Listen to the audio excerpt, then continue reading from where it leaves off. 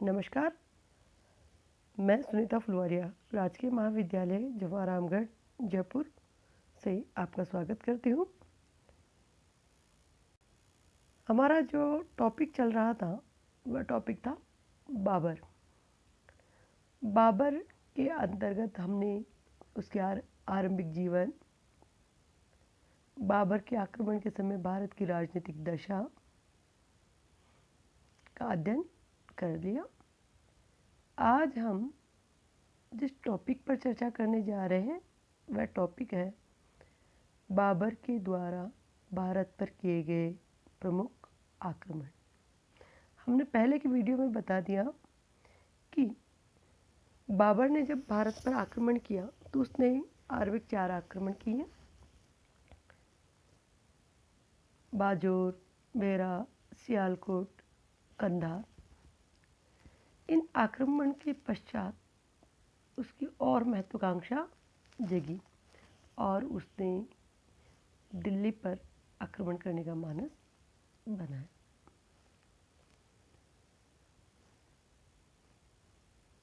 इसका 5वां जो आक्रमण था वह आक्रमण था पानीपत का युद्ध। पानीपत का युद्ध क्यों हुआ, क्या महत्वपूर्ण घटनाएं रही, किस किस के मध्य ये युद्ध हुआ, इसके क्या परिणाम निकले और इतिहास में यह युद्ध क्यों महत्वपूर्ण है, इस वीडियो के अंतर्गत हम उस पर चर्चा करेंगे। प्रमुख आक्रमणों में दे रखा पानीपत का युद्ध, खानवा का युद्ध, चंदेरी का युद्ध और घाघरा का युद्ध। चलो हम टॉपिक को आगे बढ़ाते हैं। पानीपत का प्रथम युद्ध। पानीपत का प्रथम युद्ध 21 अप्रैल 1526 को हुआ था और इस युद्ध के जो प्रमुख कारण थे वो निम्न प्रकार है। समरकंद को विजय करने में असफल रहना, बाबर की महत्वाकांक्षा, भारत की राजनीतिक स्थिति, आक्रमण करने के लिए निमंत्रण मिलना, भारत की आर्थिक संपन्नता, इब्राहिम लोदी का शासन।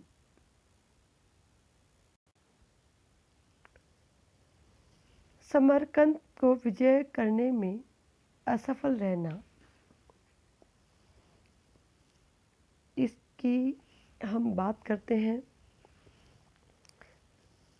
समरकंद को लेने के लिए काफ़ी प्रयास बाबर के द्वारा किए गए। बाबर को जब सफलता नहीं मिली तो बाबर इस निष्कर्ष पर पहुंच गया कि उसके लिए मध्य एशिया में सफल होना और समरकंद पर फिर से अधिकार करना असंभव है, तो उसे अपना ध्यान किसी अन्य स्थान की ओर लगाना चाहिए और वह अन्य स्थान था भारत। और इसीलिए उसने दिल्ली के सुल्तान से युद्ध करने की सोची और इसीलिए पानीपत का युद्ध होना स्वाभाविक ही था। बाबर की महत्वाकांक्षा। बाबर एक पराक्रमी महत्वाकांक्षी शासक था। वह विशाल साम्राज्य की स्थापना करना चाहता था। वह भारत को जीतकर अपनी महत्वाकांक्षाओं की पूर्ति करना भी चाहता था। जब मध्य एशिया में साम्राज्य के विस्तार के उसके प्रयत्न विफल हो गए तो उसने भारत पर आक्रमण करने का निश्चय किया और इसीलिए यह युद्ध हुआ। भारत की राजनीतिक स्थिति। भारत में राजनीतिक अवस्था ने भी बाबर को आक्रमण करने का लिए प्रेरित किया।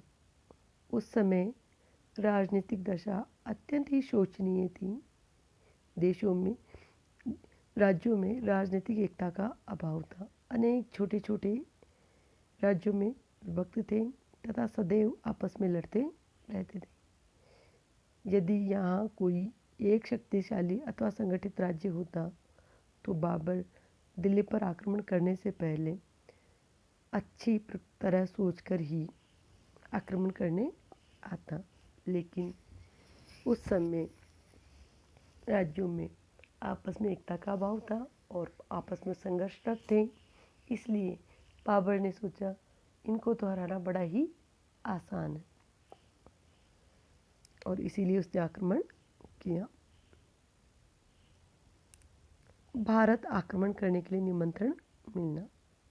बाबर को दिल्ली की सल्तनत पर आक्रमण करने के लिए दौलत खां, आलम खां, राणा सांगा आदि अनेक व्यक्तियों ने निमंत्रण भेजा, जिसे पाकर बाबर को भारत और विशेषकर दिल्ली पर आक्रमण करने का उत्साह हुआ। भारत की आर्थिक संपन्नता।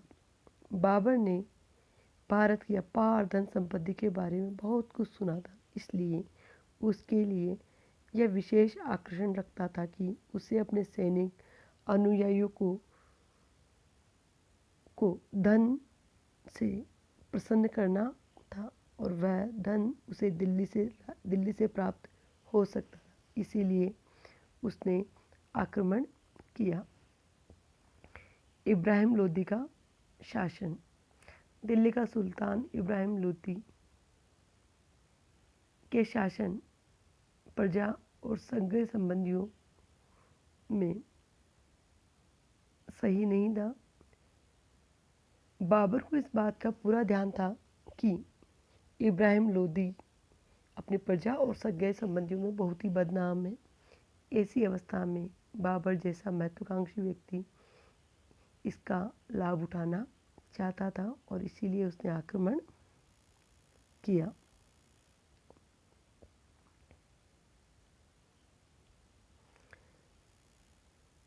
आक्रमण के ये प्रमुख कारण थे। पानीपत के प्रथम युद्ध की जो घटना है,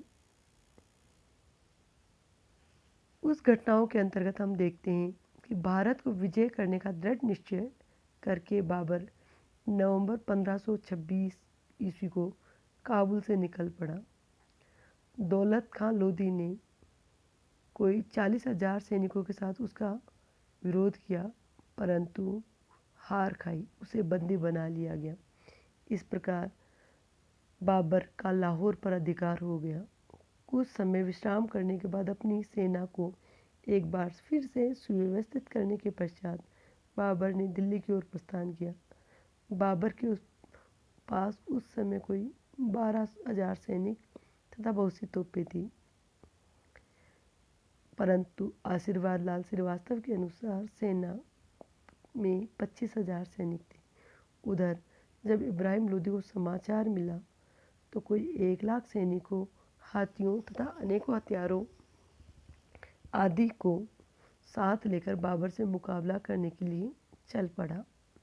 दोनों की सेनाएं पानीपत के ऐतिहासिक मैदान में एक दूसरे के सामने आकर खड़ी हो गई, परंतु 8 दिन तक किसी ने एक दूसरे पर आक्रमण नहीं किया।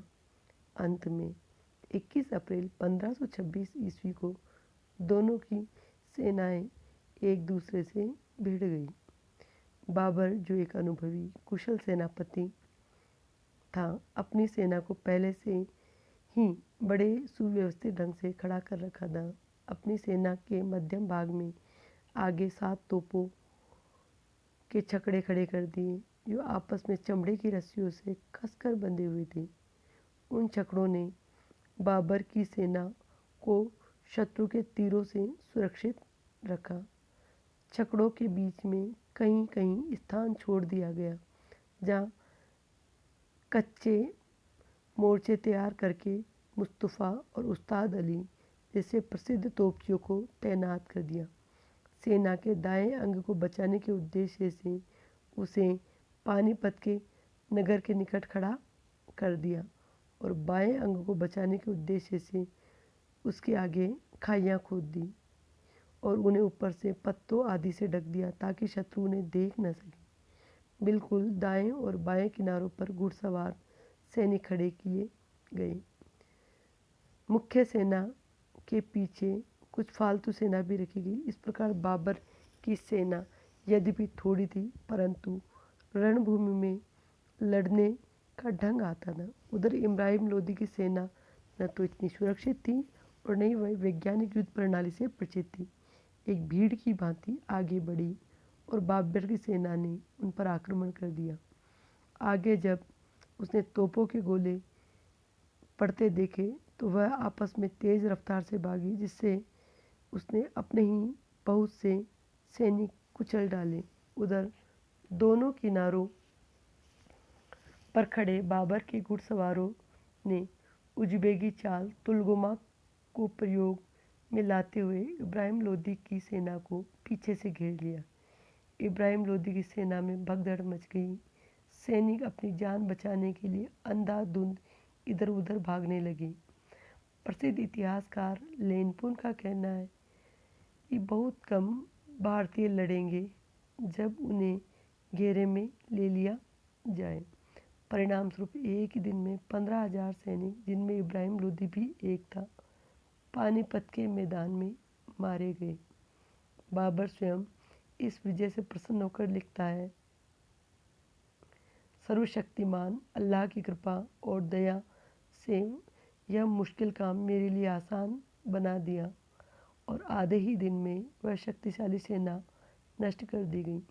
इसके बाद बाबर दिल्ली और आगरा पर अधिकार कर लिया।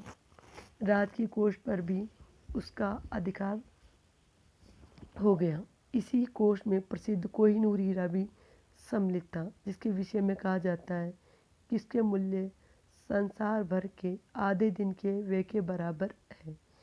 इस विजय से प्रसन्न होकर बाबर ने अमीर वजीरों से लेकर पीर फकीरों सबको दिल खोलकर दान बांटा। इस युद्ध का परिणाम अथवा प्रभाव क्या निकला? चाहे यह युद्ध एक दिन ही के अंदर ही समाप्त हो गया, परंतु इसके परिणाम महत्वपूर्ण निकले। इसी कारण भारत के इतिहास में इस युद्ध का विशेष स्थान और अथवा महत्व है। पहला, लोदी शासन का अंत। यह लड़ाई बड़ी ही निर्णायक सिद्ध हुई। इस युद्ध में इब्राहिम लोदी की पराजय हुई और वह अपने 15,000 सैनिकों के साथ रणभूमि में मारा गया। उसकी मृत्यु के साथ भारत में लोदियों की सत्ता का भी अंत हो गया। डॉक्टर ईश्वरी प्रसाद ने लिखा है, पानीपत के युद्ध से ही दिल्ली साम्राज्य बाबर के हाथ में आ गया। इसे लोदी वंश की शक्ति छिन्न भिन्न हो गई। भारत की सत्ता चगताई तुर्कों के हाथों में चली गई। एक नए राजवंश मुगल वंश का आरंभ हुआ। मुगल वंशीय साम्राज्य की स्थापना इस युद्ध के बाद हुई। थोड़े समय को छोड़कर 2 शताब्दियों से भी अधिक समय तक भारत में इस वंश ने शासन किया।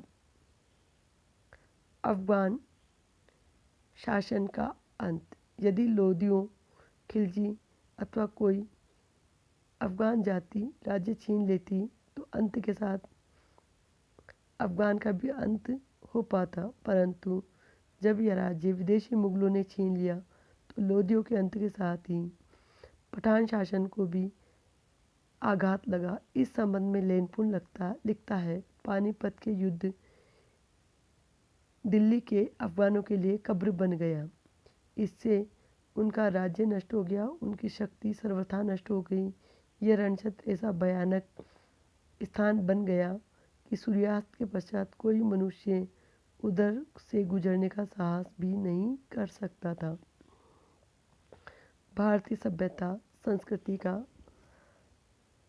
नए युग का आरंभ। मुगल वंश, जिसकी नींव भारत में इस लड़ाई के पश्चात पड़ी, शासक पठानों की भांति धर्मांधता में विश्वास नहीं रखते थे। उनकी राजनीति को धर्म से अलग रखा। उनकी धार्मिक उदारता, शांति व्यवस्था के परिणाम स्वरूप कला साहित्य में उन्नति हुई।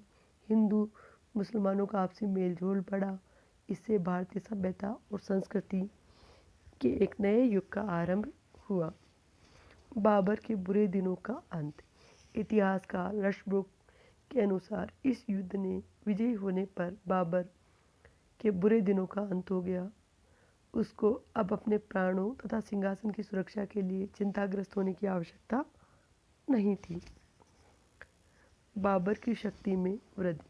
पानीपत के युद्ध के परिणाम स्वरूप बाबर के प्रभुत्व एवं शक्ति में वृद्धि हुई। इब्राहिम लोदी को परास्त करने के पश्चात बाबर ने दिल्ली और आगरा पर अधिकार कर लिया। भारतवर्ष में बाबर को अपार धनराशि प्राप्त हुई, जिससे उसके आर्थिक संसाधनों में वृद्धि हुई। अब हम इस पर भी चर्चा कर लेते हैं कि आखिर बाबर की विजय के क्या कारण थे, कि जिसके कारण बाबर विजयी हुआ और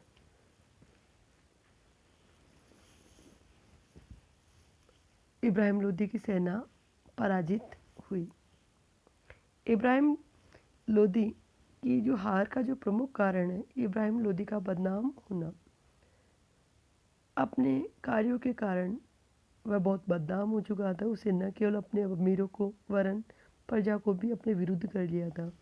उसने उन सरदारों का भी अपमान करना शुरू कर दिया था जिसने लोदी वंश की उन्नति के लिए बहुत कुछ कार्य किया था। बहुत से सरदारों को जेल में भेज दिया, कुछ को मार डाला गया।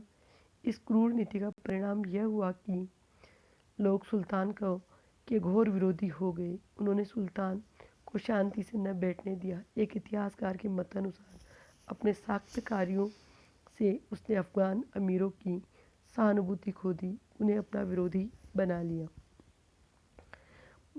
बाबर की विजय का दूसरा कारण है भारत की राजनीतिक स्थिति। राजनीतिक स्थिति विघटन की स्थिति थी। बाबर के आक्रमण के समय में भारत में कोई राजनीतिक एकता न थी। देश छोटे छोटे राज्यों में बटा हुआ था। पंजाब में दौलत का स्वतंत्र हो बैठा, जबकि अवध, जौनपुर, बिहार आदि पूर्वी प्रांत दरिया खां लोहानी के अधीन था। इसी प्रकार बंगाल, गुजरात, कश्मीर, राजपूताना सब भिन्न भिन्न अफगानों के अधीन। दक्षिण में भी कई छोटी छोटी रियासतें थीं। ऐसी अवस्था में जबकि देश छोटे छोटे राज्यों में बटा हुआ था, किसी विदेशी आक्रमण का मिलकर मुकाबला करना अति कठिन हो गया। बाबर का व्यक्तित्व एवं सैन्य संचालन। बाबर की विजय का प्रमुख कारण बाबर का सैन्य संचालन। वह बड़ी कठिनाइयों से धैर्य नहीं छोड़ता था। अपने भाषणों से वह मुर्दा दिलों में भी जान डालने का सामर्थ्य रखता था। वह स्वयं एक जन्मजात सेनापति था जिसे युद्ध के सब दाव पेचों की पूरी जानकारी थी। युद्ध की नवीन प्रणालियों का उसे पूरा ज्ञान था। उसने सैनिकों में जोश भरने का कार्य किया। इस प्रकार अपने विशेष गुणों और सैनिक नेतृत्व के कारण उसकी विजय होना स्वाभाविक था।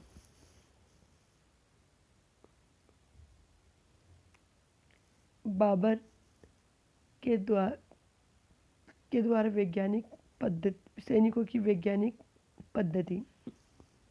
बाबर की विजय का अन्य मुख्य कारण उसके द्वारा बड़ी उन्नत वैज्ञानिक युद्ध पद्धति को अपनाना था, जो कि मध्य एशिया के लोगों से सीखी थी। सेना को रणभूमि में कैसे खड़ा किया जाए, शत्रु पर कैसे आक्रमण किया जाए, कब धावा बोलना चाहिए, वे सब ढंग उसे खूब आते थे। उसकी सेना भी बड़ी अनुशासित और लड़ाई के नए ढंगों से भी भली प्रकार से परिचित थी।